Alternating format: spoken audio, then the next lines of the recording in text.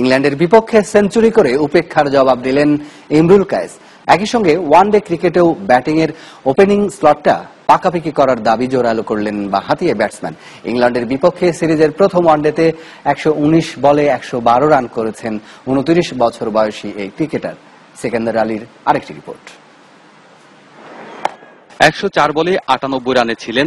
সেঞ্চুরির এত কাছে পৌঁছে ছিলেন খুব সাবধানী।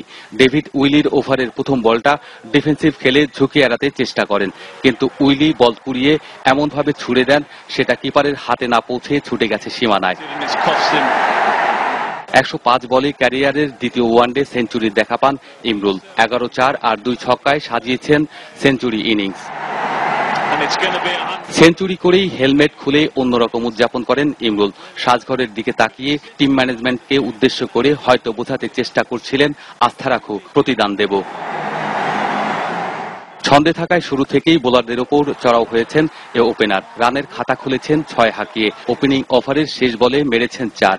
ইনিংসের শেষ পর্যন্ত খেলতে পারলে হতে পারতেন ম্যাচ জয়ের নায়ক, কিন্তু ৪৫তম ওভারের প্রথম বলে তিনি আউট হলে জয়ের আশার প্রদীপ নিভে যেতে থাকে।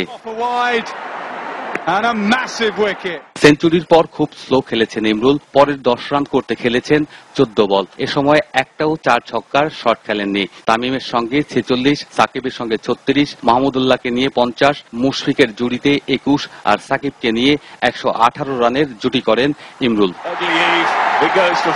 মজার ব্যাপার হলো ইংলিশদের বিপক্ষে প্রস্তুতি ম্যাচেও সেঞ্চুরি ছিল তার। ৯১ বলে ১২১ রান করেছিলেন। তারই ধারাবাহিকতা দেখালেন মূল ম্যাচে। সেকেন্দার আলী, নিউজ ৯, ঢাকা।